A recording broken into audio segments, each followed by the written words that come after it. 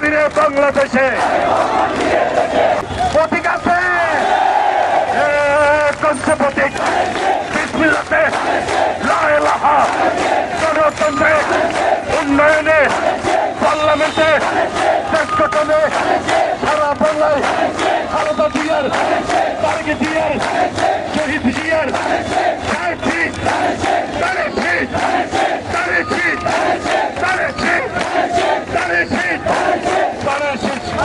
দীর্ঘ 17 বছর পর সকল ষড়যন্ত্রের বেড়াজাল ছিন্ন করে বাংলাদেশকে গণতন্ত্রের মুক্ত করে বাংলাদেশকে গণতন্ত্র, বাংলাদেশের যে মাফিয়ারা গণতন্ত্রকে হরণ করেছিল, এই মাফিয়াকে হটিয়ে দীর্ঘ 17 বছর পর আমাদের তারুণ্যের প্রতীক জননেতা জনাব তারেক রহমান, যিনি দীর্ঘ 17 বছর বিদেশ থেকে কঠিন সময়ে বিএনপিকে নেতৃত্ব দিয়ে সুসংগঠিত করেছেন এবং mother of democracy Begum Khaleda জিয়ার সুযোগ্য উত্তরসূরি, স্বাধীনতা যুদ্ধের মহান ঘোষক শহীদ রাষ্ট্রপতি জিয়াউর রহমানের সুযোগ্য উত্তরসূরি জননেতা তারেক রহমান 17 বছর পর বাংলাদেশের মাটিতে আসছেন।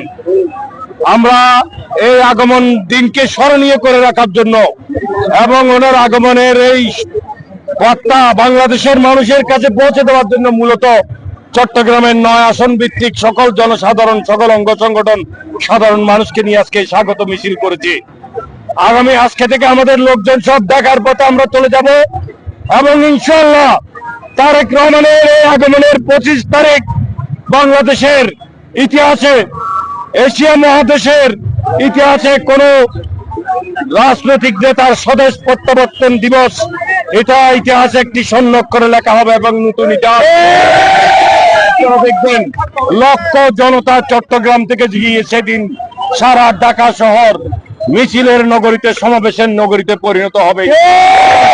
তারেক রহমান, আমরা সবসময় বলেছি, স্লোগান দিয়েছি, ওবায়দুল কাদের টিটকারি মেরেছে, বলেছেন, আমরা বলেছি তারেক রহমান বীরের বেশে, তারেক রহমান বীরের বেশে বাংলাদেশে ফিরে আসছেন আর ওবায়দুল কাদের চোরের মতো পালিয়ে গেছেন। বাস্তবতা হচ্ছে এটাই। এবং তারেক রহমানের যে 31 দফা কর্মসূচি দিয়েছেন রাষ্ট্র কাঠামো মেরামতের জন্য, ওনার নেতৃত্বেই আগামী ফেব্রুয়ারির নির্বাচন অনুষ্ঠিত হবে বাংলাদেশে এবং ধানের শীষের পিঠকে জোয়ার সৃষ্টি করে ইনশাআল্লাহ ওনার নেতৃত্বে বিএনপি ক্ষমতায় যাবে এবং 31 দফা বাস্তবায়ন করে নতুন বাংলাদেশ গড়ার প্রত্যয় যে ঘোষণা করেছেন সেটা বাস্তবায়ন করবে। আওয়ামী লীগ তো সারা জীবনেই ষড়যন্ত্র করছে। আওয়ামী লীগ তারেক রহমানকে মেরে ফেলার চেষ্টা করেছে, আমাকে ক্রস ফায়ার দিয়ে মেরে ফেলার চেষ্টা করেছে। নেত্রী mother of democracy Begum Khaleda জিয়াকে বিনা চিকিৎসায় স্লো পয়জন দিয়ে মেরে ফেলার চেষ্টা করা হয়েছে। আওয়ামী লীগ তো সে ষড়যন্ত্র এখন অব্যাহত আছে। তাদের দোসররা বিভিন্ন জায়গায় গুপ্ত হামলা করছে, তাদের সাথে কিছু আরো নির্বাচনকে বিলম্বিত করার কিছু ষড়যন্ত্রকারী আছে, স্বাধীনতা যুদ্ধের পরাজিত শক্তি, তারা সহ মিলেমিশে নির্বাচনকে প্রশ্নবিদ্ধ করার জন্য, নির্বাচনকে বিলম্বিত করার জন্য যে ষড়যন্ত্র করছে, ইনশাআল্লাহ বাংলাদেশের জনগণ ঐক্যবদ্ধ হয়ে সেই ষড়যন্ত্রের দাঁত কখনো সফল হবে না। জনগণ নস্যাৎ করে দিবে ষড়যন্ত্র এবং সঠিক সময়ে নির্বাচনের মধ্যে দিয়ে গণতন্ত্র, জনগণের মালিকানা জনগণকে ফিরিয়ে দেওয়া হবে ইনশাআল্লাহ। আমরা কোন অগণতান্ত্রিক কোন কর্মকাণ্ডকে আমরা কখনো সমর্থন করি না। আমরা সবসময় ছিলাম কি মুক্ত কথা বলার স্বাধীনতার জন্য লড়াই করেছি, মত প্রকাশের স্বাধীনতার কথা বলার জন্য। আমার কোন বক্তব্য, কোন পত্রিকার বক্তব্য আমার বিরুদ্ধে যেতে পারে, এটা তার বলার অধিকারের জন্যই তো লড়াই করেছি নাকি, সৃষ্টি হয়েছে।